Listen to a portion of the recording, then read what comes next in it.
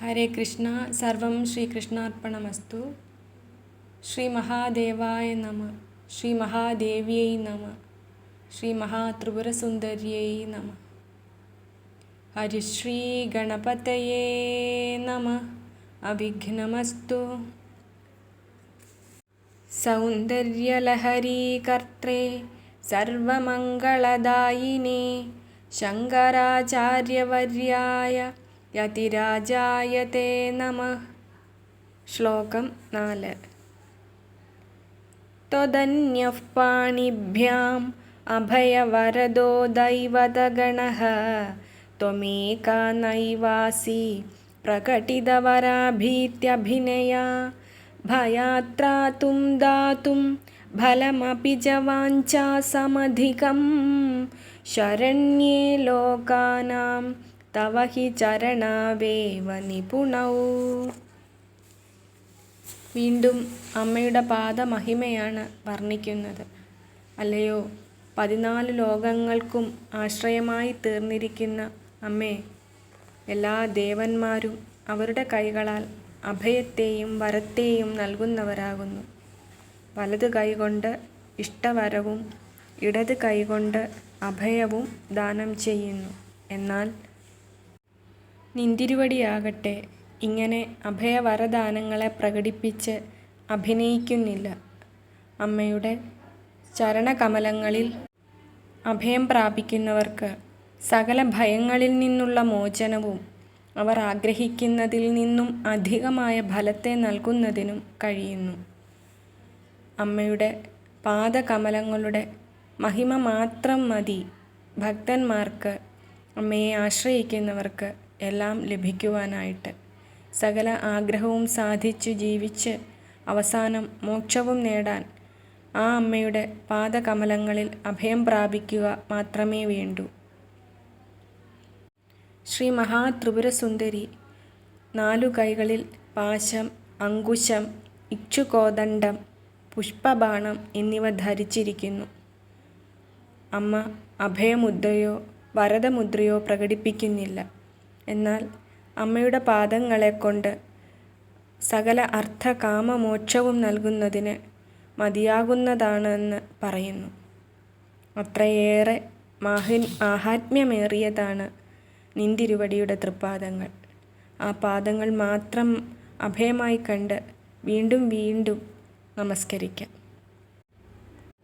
ത്വദന്യഃ പാണിഭ്യാം അഭയവരദോ ദൈവതഗണഃ ത്വമേകാ നൈവാസി പ്രകടിതവരാഭീത്യഭിനയാ ഭയാത്രാതും ദാതും ഫലമപി ച വാഞ്ചാസമധികം ശരണ്യേ ലോകാനാം തവ ഹി ചരണാവേവ നിപുണൗ. ശ്ലോകം 5. ഹരിസ്ത്വാമാരാധ്യ പ്രണതജനസൗഭാഗ്യജനനീം പുരാ നാരീ ഭൂത്വാ പുരരിപുമഭിക്ഷോഭമനയത് സ്മരോപി ത്വാം നത്വാ രതിനയനലേഹ്യേന വപുഷാ മുനീനാമപ്യന്തഃ പ്രഭവതി ഹി മോഹായ മഹതാം. ശ്രീ മഹാവിഷ്ണു ധ്യാനയോഗത്താൽ നിന്തിരുവടിയെ ഉപാസിച്ചിട്ടാണ് സ്ത്രീരൂപം പ്രാപിച്ചതെന്നും മന്മഥൻ അങ്ങയെ നമസ്കരിച്ചിട്ടാണ് തൻ്റെ കർമ്മങ്ങൾ ചെയ്യുന്നതെന്നും പറയുന്നു. അല്ലയോ മഹാദേവി, വാക്കും മനസ്സും ശരീരവും കൊണ്ട് അമ്മയെ നമസ്കരിക്കുന്ന ഭക്തജനങ്ങൾക്ക് സകല സൗഭാഗ്യവും നൽകുന്ന വിദ്യാരൂപിണിയായും ചക്രരൂപിണിയുമാകുന്ന നിന്തിരുവടിയെ ശ്രീ മഹാവിഷ്ണു പൂജിച്ച് ജപിച്ച് ധ്യാനിച്ച് ഉപാസിച്ചിട്ടാണ് പണ്ട് സ്ത്രീരൂപമായി ഭവിച്ച് ത്രിപുരാന്തകനായ മഹാജിതേന്ദ്രിയനായ മഹാദേവന് മനോവികാരത്തെ പ്രാപിപ്പിച്ചത്. സകല ഇന്ദ്രിയങ്ങളെയും ജയിച്ചവനാണ് മഹാദേവൻ. എന്തുകൊണ്ടും ഏതുകൊണ്ടും അദ്ദേഹത്തിൻ്റെ മനസ്സിനെ ചലിപ്പിക്കാൻ കഴിയില്ല. പക്ഷേ മഹാവിഷ്ണുവിൻ്റെ മോഹിനീ രൂപം അദ്ദേഹത്തെ ചഞ്ചലപ്പെടുത്തി. അത്രയും മനോഹരിയായിട്ടാണ് വിഷ്ണു ഭഗവാൻ സ്ത്രീരൂപമായത്. അത് ഭഗവാന് സാധിച്ചത് മഹാദേവിയായ നിന്തിരുവടിയുടെ അനുഗ്രഹം കൊണ്ടാണ് എന്ന് പറയുന്നു. നിന്തിരുവടിയെ ഉപാസിച്ചിട്ടാണ് എന്ന് പറയുന്നു. രതീദേവിയുടെ കണ്ണിനു മാത്രം കാണാൻ കഴിയുന്ന മന്മഥൻ മുനിമാരിൽ പോലും അവരുടെ മനസ്സിൽ മോഹം ജനിപ്പിക്കുന്നത് നിന്തിരുവടിയെ നമസ്കരിച്ചിട്ടാണ് എന്ന് പറയുന്നു. ഹരിസ്ത്വാമാരാധ്യ പ്രണതജനസൗഭാഗ്യജനനീം പുരാ നാരീ ഭൂത്വാ പുരരിപുമഭിക്ഷോഭമനയത് സ്മരോപി ത്വാം നത്വാ രതിനയനലേഹ്യേന വപുഷാ മുനീനാമപ്യന്തഃ പ്രഭവതി ഹി മോഹായ മഹതാം. ശ്ലോകം 6. ധനുഃ പൗഷ്പം മൗർവീ മധുകരമയീ പഞ്ചവിശിഖാഃ വസന്തഃ സാമന്തോ മലയമരുദായോ ധനരഥഃ തഥാപ്യേകഃ സർവം ഹിമഗിരിസുതേ കാമപി കൃപാം അപാം ഗാത്തേ ലബ്ധ്വാ ജഗദിദമനം ഗോ വിജയതേ. ശ്രീ മഹാദേവിയുടെ കടക്കണ്ണിൽ നിന്നുമുള്ള ലോകോത്കൃഷ്ടമായ കരുണയെ പ്രാപിച്ചിട്ട് ശരീരം പോലും ഇല്ലാത്ത മന്മഥൻ ഈ ജഗത്തിനെയൊക്കെയും വിശേഷേണ ജയിക്കുന്നു എന്നാണ് ഈ ശ്ലോകത്തിൽ പറയുന്നത്.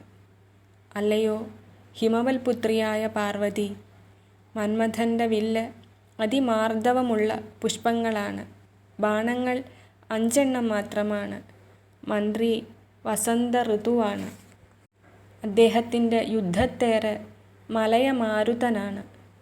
എന്നിട്ടുപോലും മന്മഥന് ഈ ലോകത്തെ ജയിക്കാൻ കഴിയുന്നത് നിന്തിരുവടി അങ്ങയുടെ അപാരമായ കരുണാകടാക്ഷമേൽക്കുന്നതുകൊണ്ട് മാത്രമാണ്. അതല്ലെങ്കിൽ മന്മഥൻ നിസ്സഹായനായി പോകുമായിരുന്നു. അതായത് കഴിവും സാമർഥ്യവുമല്ല വിജയം നൽകുന്നത്. സമസ്ത ലോകങ്ങളെയും വിജയിക്കാൻ ത്രിപുരസുന്ദരിയായ ആ അമ്മയുടെ കരുണ മാത്രം ലഭിച്ചാൽ മതി.